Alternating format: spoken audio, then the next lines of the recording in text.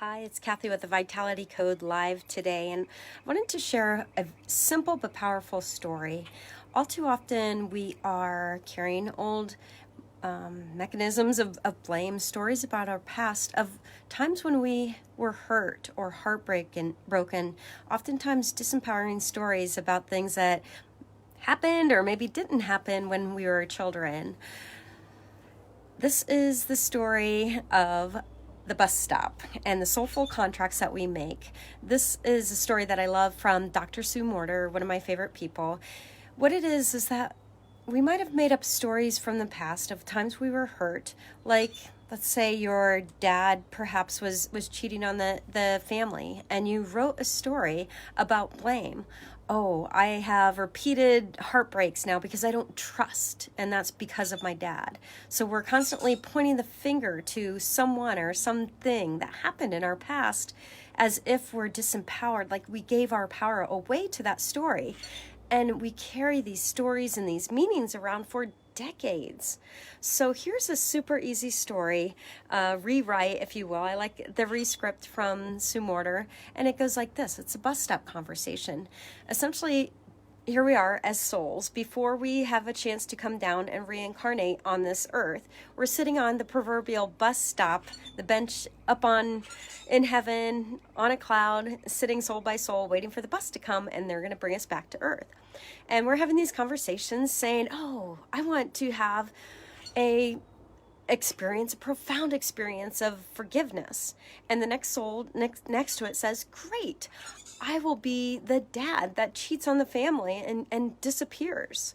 So another one might say, okay, I want a story of self-loving. And then we have, okay, I'll be the alcoholic that comes and helps you to rediscover that sense of self-love.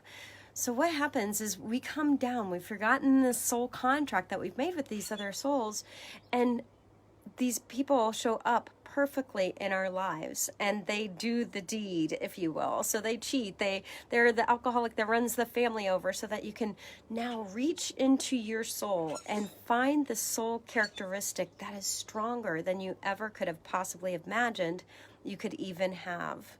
So instead of pointing the finger and say, wow, the cheating dad went away and I have trust, you're pointing the finger like he hurt me, he wounded me. But what was the good that came from that? Now you are a strong, independent woman. You are someone who knows herself and what she wants, what she'll tolerate and what she won't. What if you can acknowledge the person for having shown up as that soul contract, having played their villain part perfectly, and now you are this strong, independent woman? And does carrying that story forward from here on serve you or not? Can you use that to bring back those pieces that we once discredited or disowned into this fullness and the goodness that's become of it because of it? We're who we are, not because of our past, in spite of our past, but because of it. So can you re-own these bits of yourself and be thankful that the villains or maybe the heroine showed up exactly as the soul contract had it be? Recognizing that story is the past. All this happened up until now. And at this moment now, moving forward, can you own those parts and step forward into what you want to create? I want to have trusting relationships. I want to be able to forgive people who have shown up and maybe hurt me, hurt ones I love.